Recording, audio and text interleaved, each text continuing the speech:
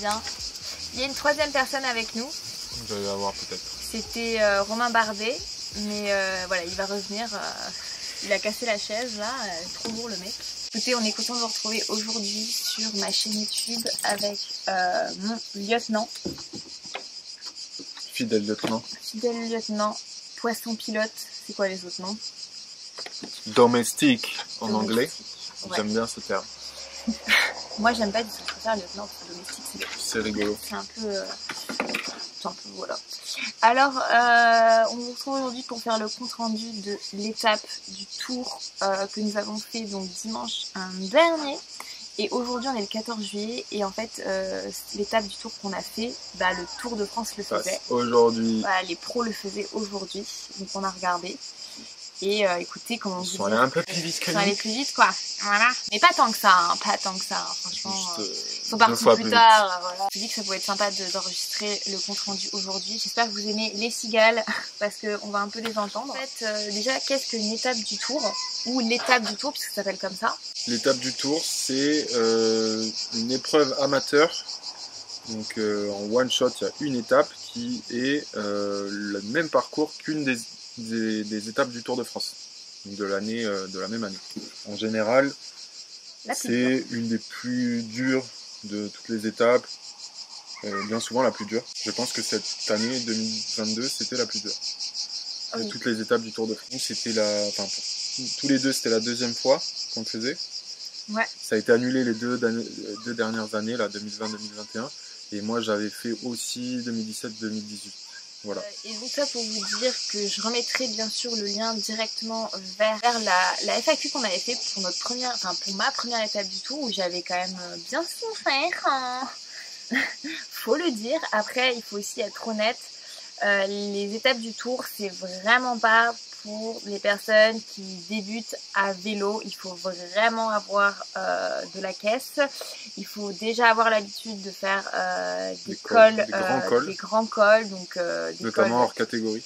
Voilà, donc hors catégorie, ça veut dire qu'ils sont plutôt longs, donc et surtout qui ont des pourcentages élevés. Hors catégorie, c'est la plus haute des catégories. Par exemple, le Ventoux, il a deux faces sur les trois qui sont en catégorie. Et d'ailleurs, si on avait fait le défi des cinglés du Ventoux, donc je vous remets le lien vers la vidéo par ici, c'était notamment pour nous préparer à l'étape du Tour, puisque l'étape du Tour, cette année, c'était 167 km et 4700 D+, annoncé. Voilà. Et c'est du costaud. Voilà, c'est du costaud. Le Ventoux, c'était 134, 136 et 4200. Ouais. Donc c'était pas mal aussi. Une belle prépa. Très. Après, il faut quand même vous dire que toutes les étapes du Tour ne sont pas 167. Oui, des fois ça peut faire plus long, ça peut faire plus court. Nous, c'était plus court, je crois, à Val Thorens. Et il y avait peut-être 135, je crois, elle était assez ouais, courte. mais il y avait. En tout cas, cette année, c'était quand même gratiné. Surtout qu'on finissait par quand même. Donc, on va vous donner le parcours. J'ai la fiche de route, voilà, ici. Donc, le parcours, c'était départ de Briançon. On attaquait direct par le col du Lautaret qui se situe à 2058 mètres d'altitude. Et donc, c'est 27 km d'ascension depuis Briançon. C'est pas un col difficile par la face de Briançon puisque c'est vraiment, je crois que la moyenne c'est à 4-5%, ouais. C'est une montée très douce, alors que si vous faites le col du Lautaret par Bourg-d'Oisans, ce que j'avais fait l'été dernier, c'est vachement plus, c'est aussi long mais c'est beaucoup plus difficile, donc voilà. Et ensuite, une fois que vous arrivez au col du Lautaret, vous continuez jusqu'au col du Galibier qui est à peu près qui a 2003. Qui a 2642 mètres d'altitude. C'est un des 5 plus hauts cols routiers français. Ouais, pour vous situer. Et il faut savoir que la route n'est pas du tout dégagée l'hiver et que la route n'ouvre qu'au printemps et vous pouvez des fois, si vous faites ce col-là autour du mois de mai, juin, vous pouvez arriver avec des très très grosses congères à vélo. C'est genre 2 mètres de neige sur les côtés, quoi. Ouais, c'est une belle expérience. Donc voilà. Et là pour le coup la portion, elle est d'un peu moins de, elle est à peu près de 8 km. Donc on est de 27, on passe à 36 à peu près, hein, pour les mathématiques. Et des pourcentages un peu plus costauds. Ouais, voilà, puisque là cette portion est considérée comme hors catégorie. Et c'est vrai qu'il y a des passages qui sont plus costauds. Donc en même temps on va vous parler, vu que là, donc là j'ai abordé donc ça c'était pour nous la première partie du trajet. Enfin personnellement moi j'ai divisé le parcours en 3 blocs. 3 cols, ouais. Puisqu'il y avait 3 cols, voilà. Et j'avais le premier bloc qui était après on enchaînait sur une longue descente, on remontait au col du Télégraphe. Petite remontée mais douce. Ouais. Ensuite on redescendait jusqu'à Saint-Jean-de-Maurienne et on remontait cette fois au col de la Croix de Fer. Alors lui, on y reviendra, mais il est hors catégorie et il est vraiment très long et il est très dur.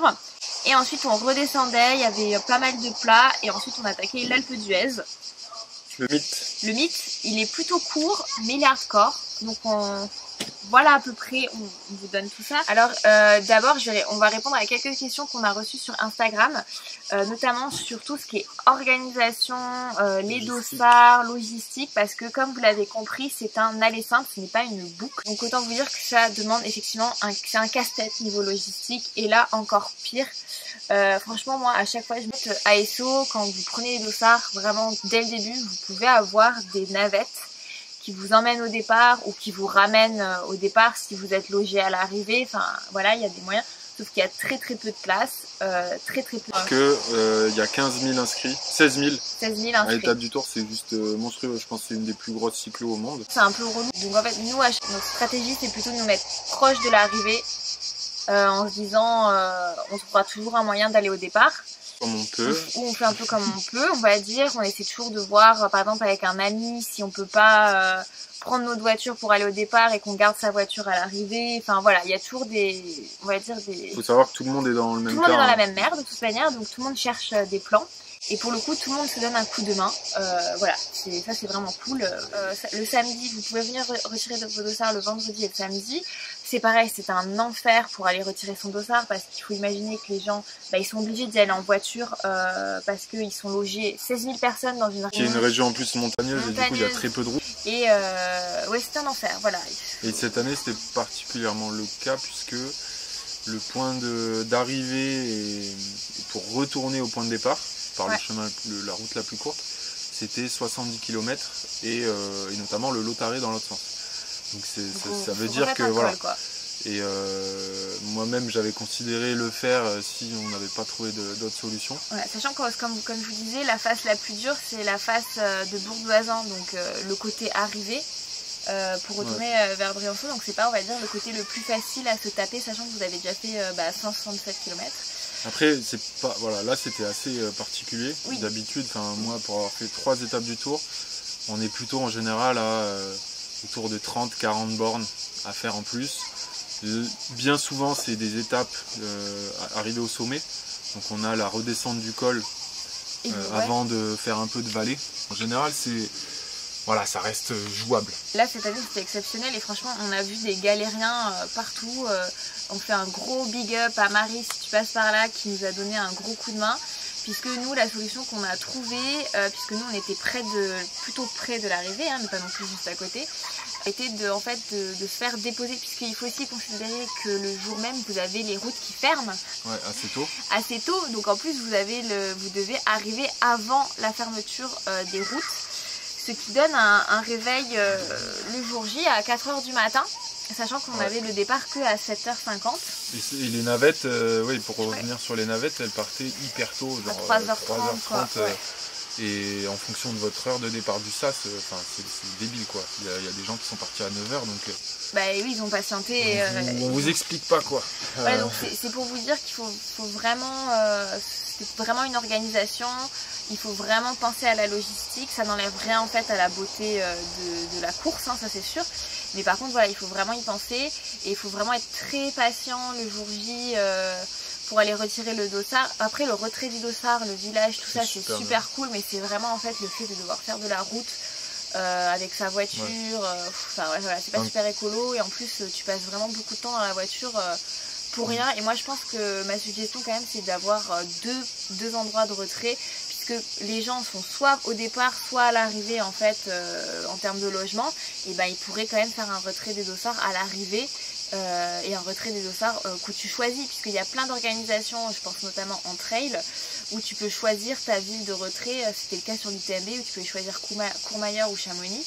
Mais bon, bien sûr, forcément ça fait moins de trafic sur le village, mais clairement ça fait quand même moins de pollution sur la route et moins de voitures sur la route. Comme je pense que c'est pas près d'arriver, l'autre conseil c'est, si c'est possible, d'avoir des amis ou un crew de supporters ou enfin quelqu'un qui vient avec vous vous soutenir, qui ne fait pas l'étape avec vous, pour pouvoir vous transporter soit au départ, soit à l'arrivée, soit vous ramener depuis l'arrivée. Ouais. C'est la meilleure solution. On peut pas le faire. Nous en tout cas, c'était pas. Bah oui, puisque nous on participait tous les deux. Après, donc la solution qu'on a trouvée, c'est de se faire déposer donc au sommet du col du Lautaret avant la fermeture de la route, enfin juste à la fermeture de la route. Donc ça nous a permis en fait d'avoir pas un réveil si tôt que 6 donc à 6 heures on quart, était au sachant que le col du Lautaret était à 1 heure de route de l'arrivée, puisque c'est là où on était nous. 1 heure de route, donc départ à 5 heures, arrivé au sommet du col du Lautaret à 6 heures. Alors laissez-moi vous dire que il est 6 heures du matin, on est à 2000 mètres d'altitude. Il faisait un peu frais. Mais encore, franchement, il aurait pu faire beaucoup. Allez, on est au col. Marie, ça te dérange pas d'être dans le vlog? Non. Marie qui nous sauve la vie. Super sentant. Moi j'ai pas. Non mais tu es très fraîche à 5 heures du matin, tu sais. On a un super lever de soleil et il fait très froid. Voilà comment je suis. et voilà, on sera là bientôt. On va descendre à Briançon et on revient ici tout à l'heure pour aller tout là-haut, au col du Galibier. Et c'est trop beau. Ouais. Après, ce qui était bien, c'est que c'était vraiment magique parce que le soleil se levait. Ouais, franchement, c'était super beau. Mais franchement, je suis un peu dégoûtée parce que je me suis retrouvée à transporter toute la journée un cache-cou, des avant-bras, des arm warmers que j'ai mis juste pour la descente. Après, j'étais contente d'avoir mon kawaii parce que paradoxalement, il a fait vraiment froid, frais, assez longtemps, quoi. J'ai mis du temps à retirer ma veste. Donc, on a fait cette descente. 28 km. Alors, elle n'est pas du tout technique, c'est tout droit, mais juste à un moment donné. On avait un peu frais. Moi, tu vois, j'avais des mitaines, mais je me suis dit, toi qui n'as pas de gants, franchement, à des moments, je ne sentais plus le bout de mes doigts. Hein. Je me réchauffais les mains. Et c'est la première fois que j'ai mis, vous savez, j'ai mis la capuche de mon coupe-vent sous mon casque. J'avais un look, mais franchement, ça m'a tenu vraiment chaud.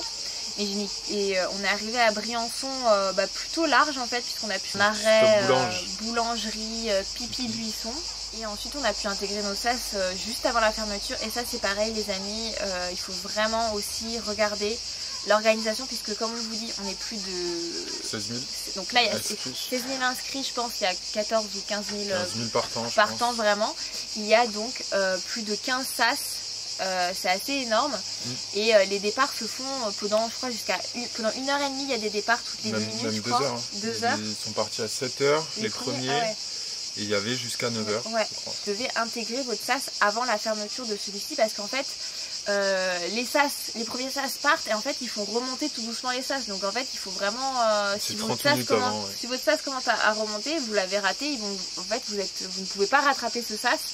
Vous allez rentrer en fait dans le sas d'avant, et ce qui est un peu embêtant d'après, pardon. Pour le coup, on est arrivé pile poil. Heureusement que j'étais un tout petit peu pressée. Et je t'ai dit, il faut se dépêcher. Il y a le sas va fermer. Je n'ai pas pu avoir mon café. Il y avait trop de monde à la. Les amis, rush.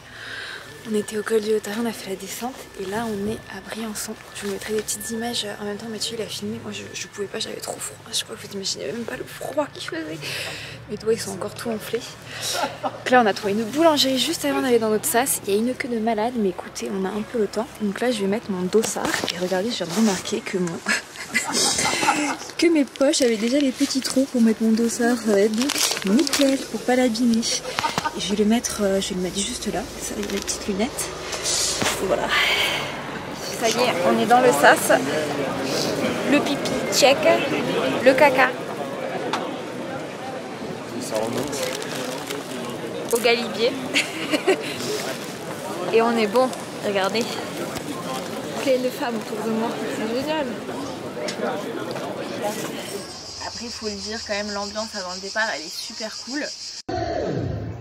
Moi, j'avais gardé un souvenir souvenir assez émotionnel du départ parce que ouais, ils mettent l'ambiance quand même. Franchement, là pour le coup. Ouais, puis tu sais que tu t'embarques quand même sur une un mission. truc costaud. Ouais. Et après, ce que j'ai bien aimé, alors il faut savoir, petite parenthèse, il y avait que 6% de femmes inscrites. La première étape du tour, bon, il y a eu quand même un peu des couacs avec certains mecs, voilà. Des fois, c'est un peu compliqué, l'ambiance dans certains packs. Mais là, aucun souci sur toute l'étape du tour. Et en plus, j'ai trouvé que j'avais quand même pas mal croisé de femmes, dont des personnes qui me connaissaient. Donc si jamais vous passez par là, bravo. Donc au final, je me suis pas... C'est vrai qu'on n'était pas beaucoup de femmes, mais je me suis pas sentie genre entourée que de mecs. Même si des fois, il y avait que des mecs. Mais vu que tu croisais de temps en temps une femme, donc c'est un peu l'effet de la schtroumpfette, tu dis « Ah, une autre femme !» Ça rassurait. Et je trouve... Parce que je te protégeais aussi. Oui, tu me en tant que fidèle lieutenant. Mais c'est vrai que les mecs ils osaient pas trop. Effectivement, l'essentiel c'est surtout de se dire que Mathieu donc a passé une partie de la course, les 3/4 de la course avec moi. Bon, ça y est, on est dans le col du Lautaret. C'est une montée assez douce jusqu'au col, à 2000. Je peux le dire parce qu'on est descendu. Mais d'ailleurs on le voit là-bas. Par contre, à partir du col du Lautaret, ça va se gâter parce qu'on a le galibier. 6 km, 500 mètres de D+, ça va piquer. Alors honnêtement, la première portion, donc la montée de Briançon jusqu'au col du Galibier, moi je l'ai pas vu passer, c'était magnifique. Je vous mettrai les images en même temps. Il faisait frais, il faisait frais, il faisait pas chaud. Moi j'ai gardé ma veste au moins 10 km. Hein. Ouais. J'avais super froid au début, donc je l'ai pas enlevé très tôt.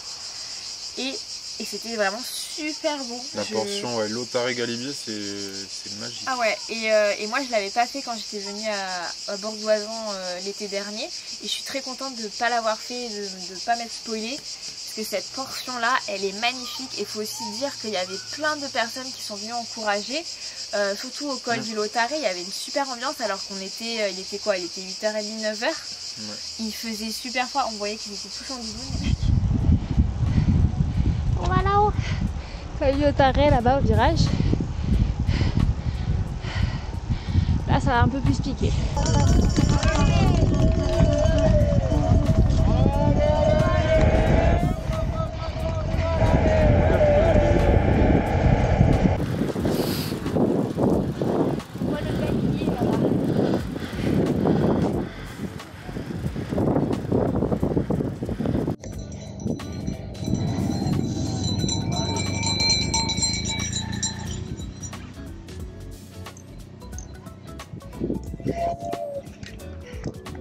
Allez, on attaque le col du Galibier. Là, ça va piquer.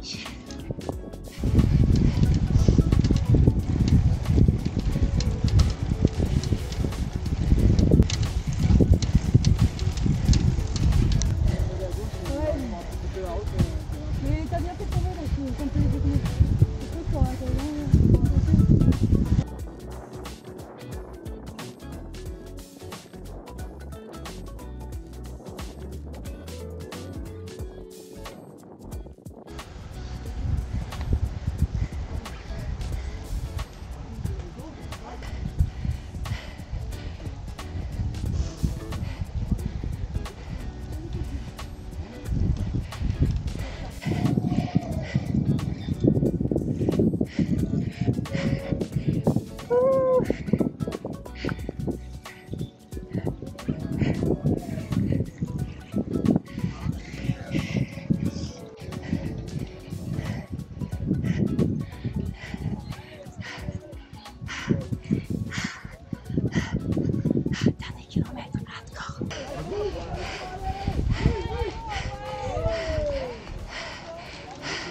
du Galibier où ça commence un peu à bien attaquer, il y avait aussi une super ambiance.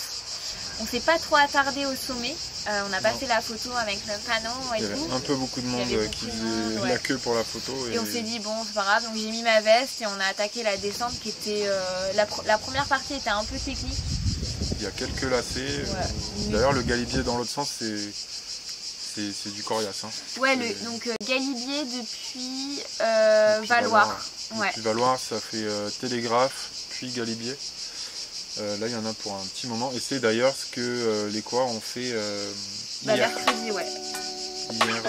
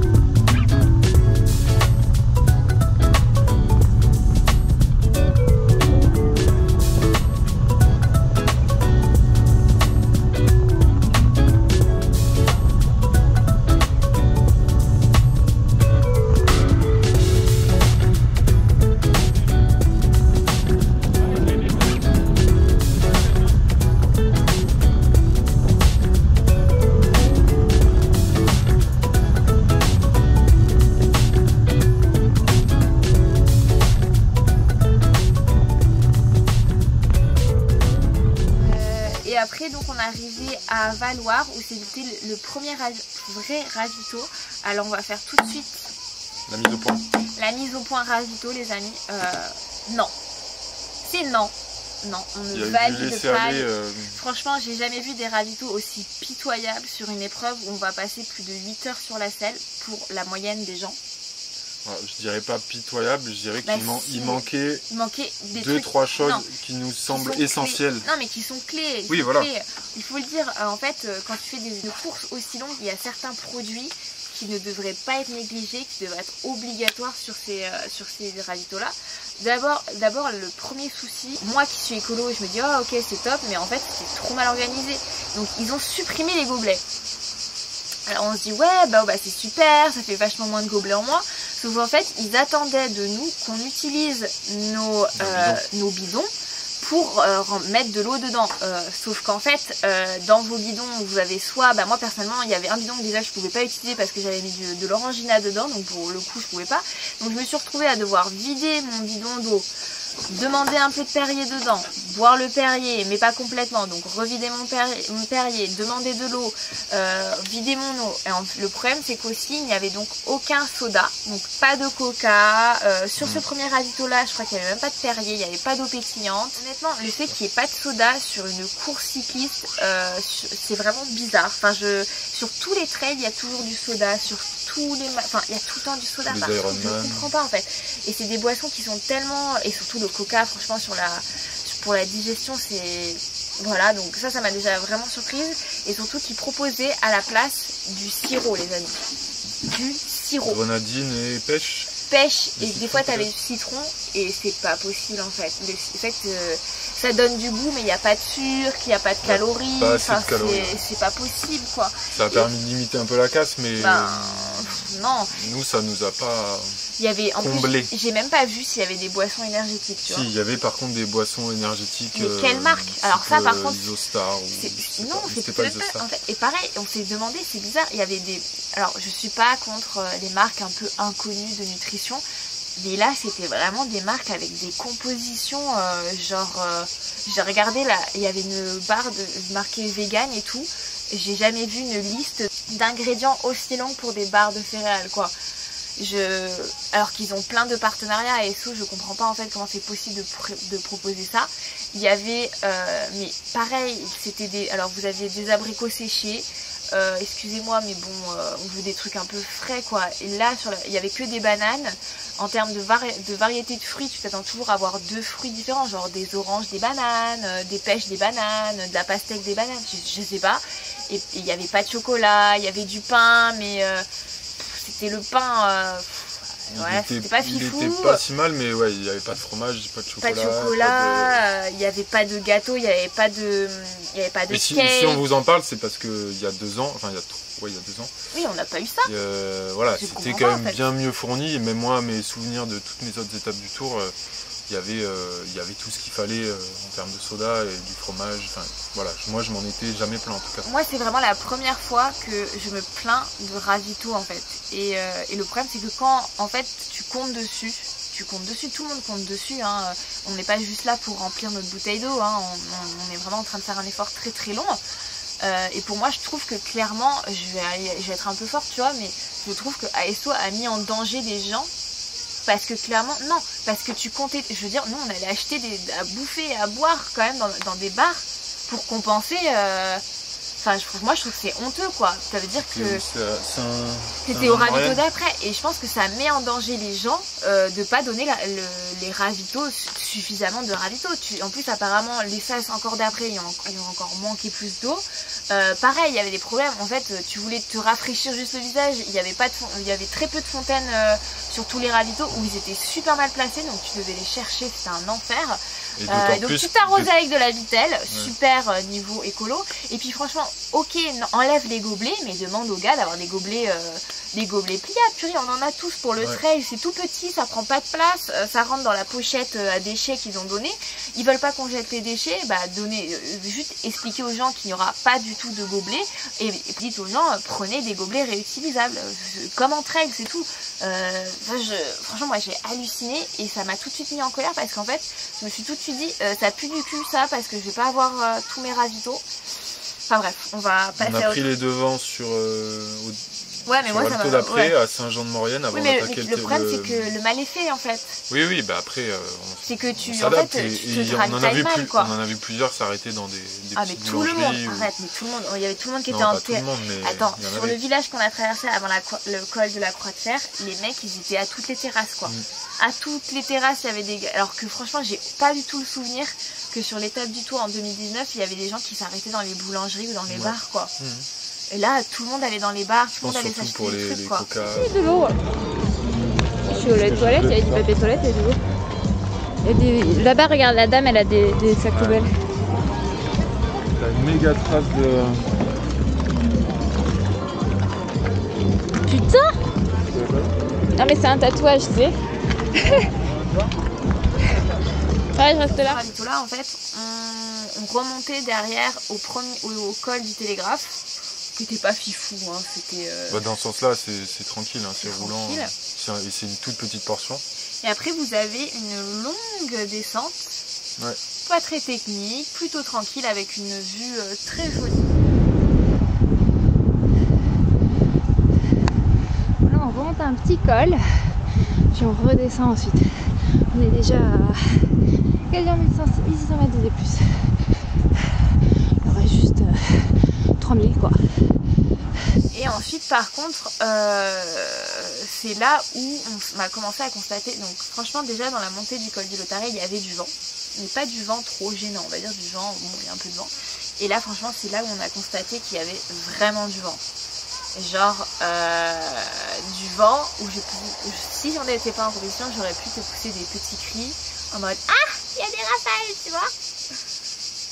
Il n'y avait pas trop de rafales, il y avait du vent fort, mais j'ai pas le souvenir qu'il y ait de grosses rafales. Après forcément on est dans la descente et donc on est arrivé jusqu'à Saint-Michel-de-Maurienne en bas. Et là on a attaqué une portion de plaine pour rallier Saint-Jean-de-Maurienne. Ça fait combien? 10 bornes, ouais. Donc 13. Ouais, c'est descendant, c'est pas mal. C'est très roulant. Par contre, effectivement, là, sur cette portion, on avait vent plein de face. Et du coup, ouais, fallait cravacher ou alors se cacher dans les roues. Nous, on a fait le choix de quand même rouler, de rattraper des groupes. Mais il n'y avait pas beaucoup de groupes, moi, j'ai trouvé, tu vois. Ouais, à ce moment-là, on avait peut-être pas trop de groupes autour. Il faut se dire qu'à vélo, en fait, s'il y a du vent, c'est pas trop grave si vous êtes dans un groupe. Oui, tu te caches derrière, quand tu es derrière 10 mecs, tu sens pas du tout l'effet du vent et même tu n'as pas trop à pédaler. Tu récupères un peu.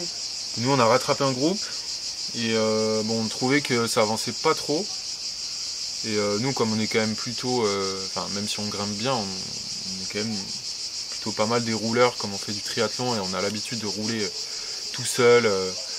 Tout seul face au vent. Face au vent et dans nos prolongateurs. Et du coup, on a pris les devants du groupe et on a un peu accéléré.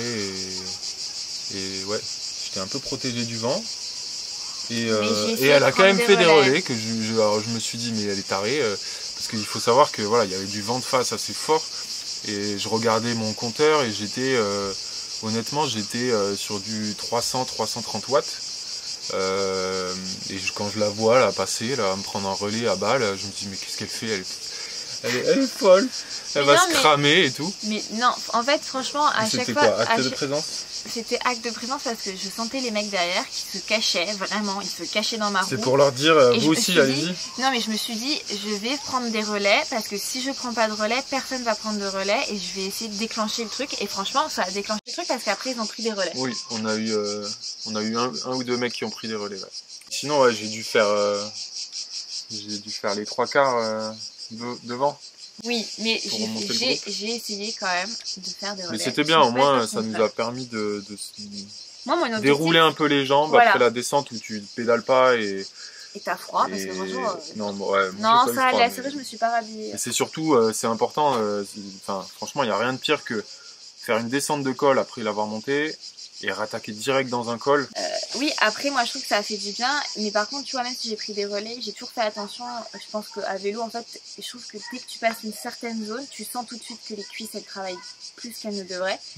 Et j'ai jamais, et franchement à chaque fois sur le plat j'ai vraiment veillé à ne pas passer ce point là. Et il y a une autre portion où ça roulait bien et à un moment donné je t'ai dit attends, va pas plus vite parce que je sentais que si je faisais une step au-dessus, ça n'allait pas aller.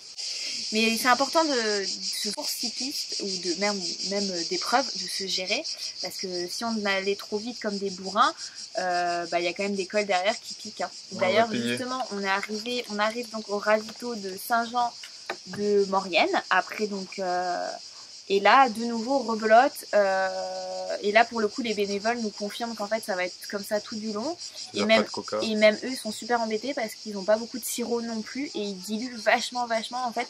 Avant ils donnaient en fait les bouteilles, en fait c'était vous qui pouviez faire le mélange sirop eau et maintenant c'est eux en fait qui faisaient le mélange parce qu'ils n'ont pas assez de bouteilles de sirop.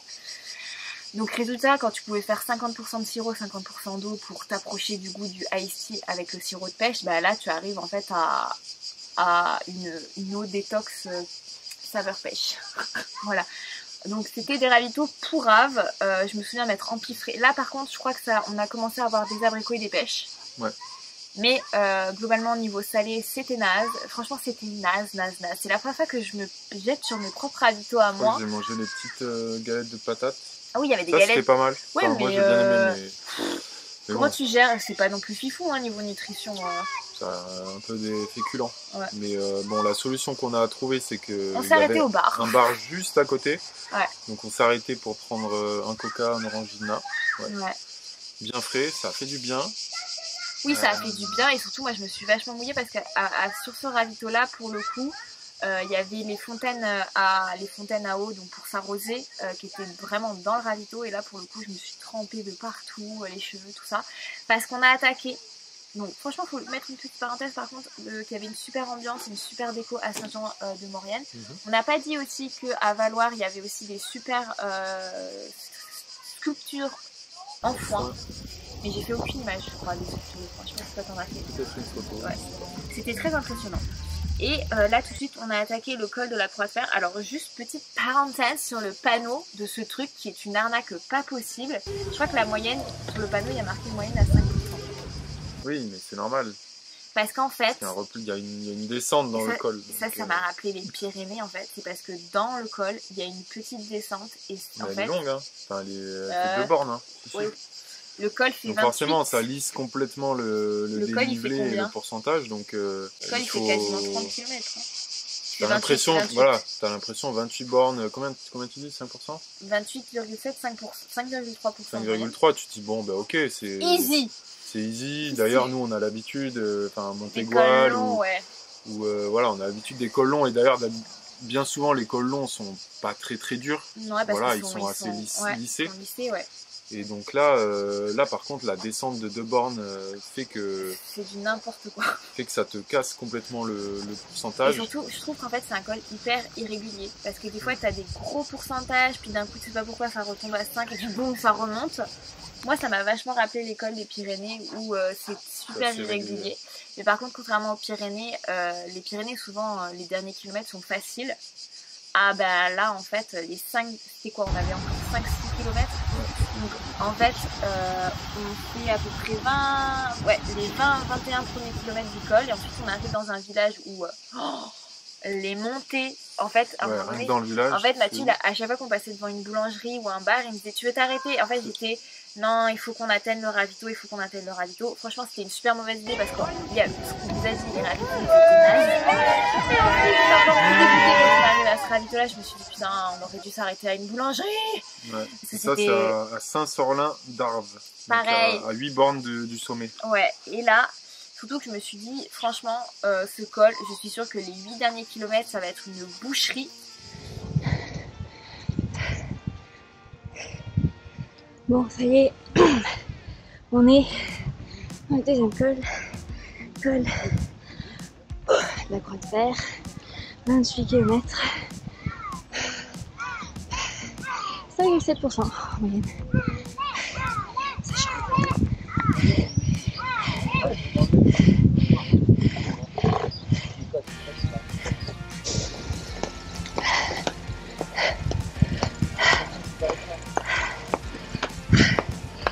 Les amis, il fait super chaud. Il nous reste 18 km dans le col. C'est hardcore. La chaleur.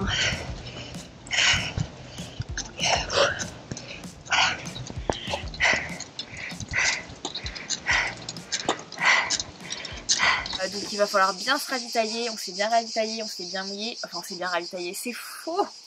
En fait, pas suffisamment. en fait, parce que moi... Là, on a fait l'erreur de ne pas faire un arrêt de boulangerie on aurait dû faire un arrêt et un arrêt soda. Parce que les ravitaux, ils étaient... En plus, je te l'ai dit, hein, ouais, deux fois, sais, et deux fois tu m'as dit non. Mais non, mais je sais, mais c'est ma faute. Mais en fait, je me suis dit, ça se trouve là, il y aura du coca. Enfin, en fait, à chaque ravito, j'ai espéré qu'il y ait du coca. En vrai, franchement, je me suis dit, c'est pas possible qu'ils aient pas pu faire la course sans coca. Et le pire, c'est qu'à celui-là, il y avait même pas de Perrier. Ouais. Oh là là, j'étais en mode. Donc en fait, il y a même pas d'eau pétillante. Et franchement, l'eau pétillante, juste pour pas avoir de crampes, c'était le minimum sur un ravito. Donc je me suis dit, tu sais quoi, il me reste de l'orangina dans une de mes gourdes, je vais essayer de survivre avec ça.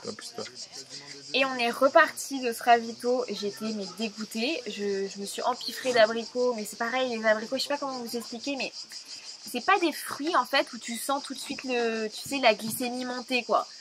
Ouais.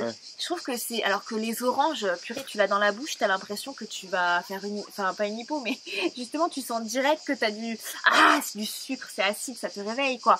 Les abricots et les pêches, purée, c'est bon, mais c'est pas non plus... Je trouve pas que c'est les fruits les plus adaptés pour les courses, quoi.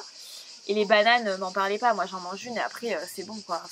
Ça suffit, les bananes, on en mange tellement... Ça va. Moi, les bananes, ça m'a fait du bien. Ouais, mais bon, globalement, ouais, moi j'avais envie de chocolat, j'avais envie de tuque, même des chips, quoi, il y en avait pas, enfin bref. Il y avait des petites, il y avait un mélange, c'était pas mal avec des cacahuètes. Non, c'était pas mal, tu peux pas dire ça. Ça m'a refait, j'avais besoin de salé. Ouais, j'en ai mangé un peu, mais c'était pas suffisant. Et donc là, on a attaqué donc cette dernière portion. Alors certainement la plus dure. Hein. Certainement la plus dure, mais elle était vraiment très belle. Oui. Moi, j'ai pas souffert, tu vois. Ah, par contre, on m'a pas parlé de la chaleur. Hello les amis, c'est la Anne du futur qui est en train de faire le montage de cette vidéo et avec vos votes sur Instagram, on a décidé de faire 2 vidéos au lieu d'une puisque elle est super longue. Donc je vous donne rendez-vous pour la partie 2 très bientôt. N'hésitez pas à vous abonner à ma chaîne YouTube pour être notifié de la deuxième partie de la vidéo. Laissez un petit like et pensez à vous abonner à mon compte Instagram ou à mon compte Strava par ici. Et je vous dis à très vite pour la suite.